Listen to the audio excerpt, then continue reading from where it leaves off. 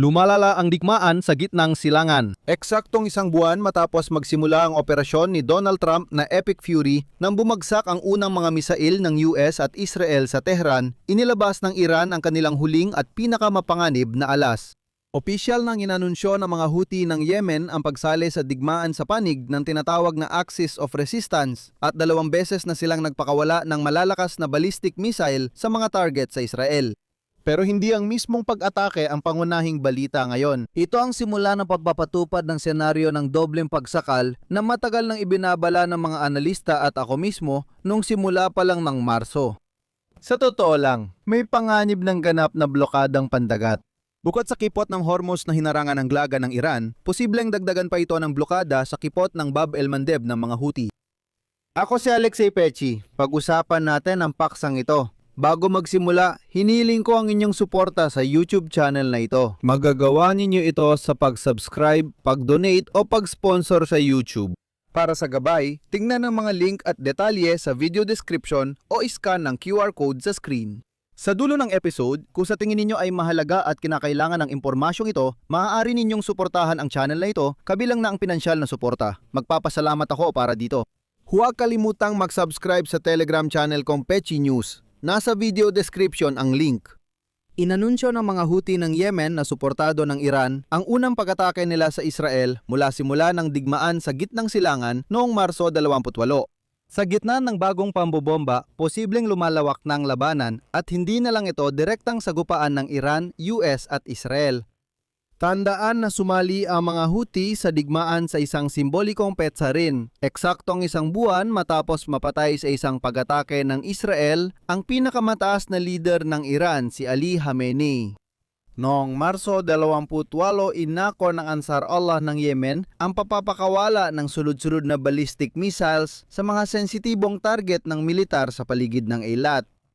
Kahit na na-intercept ng depensa ng Israel ang karamihan sa mga missile, ang pagpapakawala ng missile mula Yemen ay patunay na sumasali na sa digmaan ang mga puwersang proxy ng Iran. At ngayon, inihayag ng opisyal na tagapagsalita ng mga Houthi ng Yemen na si Yehia Sari na ito ay, ayon sa kanya, simula ng aktibong yugto ng operasyon bilang suporta sa mga kapatid sa Iran, Lebanon at Palestina. Ayon sa kanluraning intelihensya, bago magsimula ang operasyong Epic Fury, nakatanggap ang mga Houthi mula Iran na makabagong mga misil laban sa barko at mga drone sa ilalim ng dagat. Ngayon, handa na nilang gamitin ang mga ito laban sa sinumang barkong tatangkang tumawid sa Krasnoyarsk. Море в Баб-эль-Мандебском. At dito, mahalagang maunawaan na ang heograpiya ng gitnang silangan ay, sa totoo lang, 2 pangunahing ugat ng pandaigdigang ekonomiya. Nagustuhan ko ang pahayag na ang heograpiya ng gitnang silangan ay parang carotid artery ng pandaigdigang ekonomiya. Kapag pinisil mo ito, mamamatay ang ekonomiya.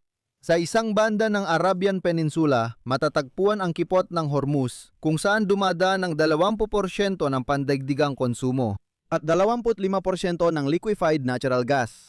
Isang buwan nang binablokade ng Iran ang kipot ng Hormuz. Sa kabilang bahagi ng Arabian Peninsula, mayroon tayong Bab el-Mandeb Strait at Red Sea, at ito, gaya ng alam ninyo, ay daan papuntang Suez Canal.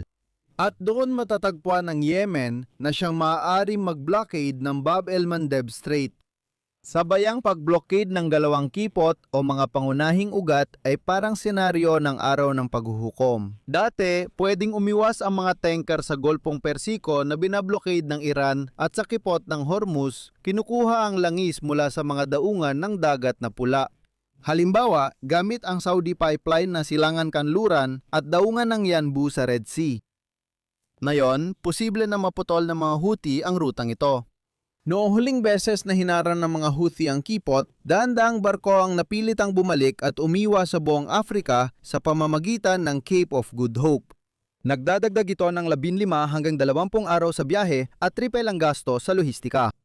Pero ang pinakamahalaga, nabablock nito ang pag-export mula Persian Gulf. Ang natitirang daan ng Saudi Arabia ay sa Suez Canal. Ibig sabihin, pwede pa rin silang magpadala ng mga tanker mula Yanbu papuntang Europa sa Suez Canal. Ang punto ay karamihan ng langis mula Persian Gulf ay ipinapadala sa Asia, hindi sa Europa. At dito, mayroong napakalaking mga panganib. Halimbawa, ayon sa pagsusuri ng Goldman Sachs, pumapasok ang mundo sa panahon ng hiperinflasyon ng mga likas na yaman. Ano ang ibig sabihin nito? Una, lumampas na sa dolyar. 100 bawat bariles ang presyo ng langis. Kung tumagal ng lampas 2 linggo ang pagharang sa parehong kipot, tinataya ng mga analis na aabot sa 150 hanggang $160 kada bariles ang presyo. Pangalawa, ito ang Suez Canal. Ito ang pangunahing daanan para sa pagdadala ng butil at pataba mula Europa at Black Sea papuntang Asya. Narito na krisis sa pagkain. Ang pagkantala ay magdudulot ng kakulangan sa pagkain sa Global South na mararamdaman na sa Abril. Pangatlo, humiling ang Pentagon sa Kongreso ng dagdag na $200 bilyong para sa pagsasagawa ng digmaan laban sa Iran. Dahil sa paglahok ng mga Houthi sa digmaan, napilitan ng Estados Unidos na ilihis ang kanilang mga aircraft carrier group mula baybayin ng Iran papuntang Red Sea na nagpapaluwag ng presyon sa Tehran. Kaya inaasahan talaga ang pakikialam ng mga Husita. Рассчитывал Иран. Lumipat ang Tehran sa estratehiya ng ekonomikong pagsakal sa kanluran dahil ang pagharang sa Bab el-Mandeb Strait at kapag sarado ang Hormuz Strait, ito ay parang checkmate na. Ngayon, kailangan ni Trump harapin ang dalawang problema. Pero kung titingnan sa Estados Unidos, parang wala namang problema. Sinabi ni Donald Trump nung Sabado na halos panalo na sila sa digmaan. Ayon kay Trump, ang ginagawa ng Houthi ay huling pangingisay ng teroristang rehimen. Sa totoo, medyo ibar nangyayari. Iginit ni Trump sa mga kaalyado sa NATO at Asian partners na magpadala agad ng barkong pandigma sa pulang dagat para samahan ang mga konvoy. Nahaharap sa dilema ang Israel dahil naghahanda ang hukbong depensa ng Israel para sa paglusob sa lupa sa Lebanon upang tuluyang puksain ng Hezbollah. Dahil sa pag-atake mula Yemen, napilitan silang ilipat ang ilang kakayahan sa depensang panghimpapawid sa timog.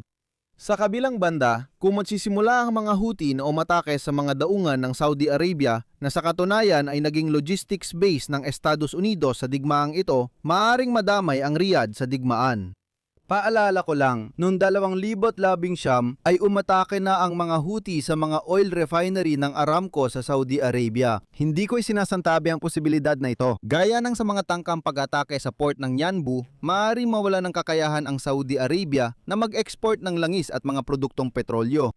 Kaya masasabi natin kahit mawalan ng lider ang Iran matapos ang pagpatay sa HMNI, nananatili itong kayang paralisisin ng rehiyon gamit ang mga proxy na puwersa nito. Ang mga Houthi sa Yemen ang dahilan kung bakit nagiging pandaigdigang krisis sa ekonomiya ang regional na operasyon ni Trump dahil sa sabayang blockade sa dalawang kipot. Sa katunayan, pinatitigil nito ang anumang kalakalan sa rehiyong ito na noon pa man ay napakahalaga sa buong mundo. Dito ako maglalagay ng tuldok-tuldok. Ibahagi ang inyong opinyon at mga konklusyon sa mga komento sa ilalim ng episode na ito. Mag-subscribe sa channel, pindutin ang kampanilya at huwag kalimutang mag-like. Mga kaibigan, kung nais ninyong suportahan ng YouTube channel na ito, lubos ang aking pasasalamat. Pwede kayong mag-donate, maging YouTube sponsor o kumuha ng may bayad na subscription sa iba't ibang platform. Piliin lang ang pinaka-komportable para sa inyo. Lahat ng mga link at detalye sa pagbabayad ay nasa description ng video na ito. Yun lang po, ingatan ninyo ang inyong sarili. Paalam sa lahat, karugtong.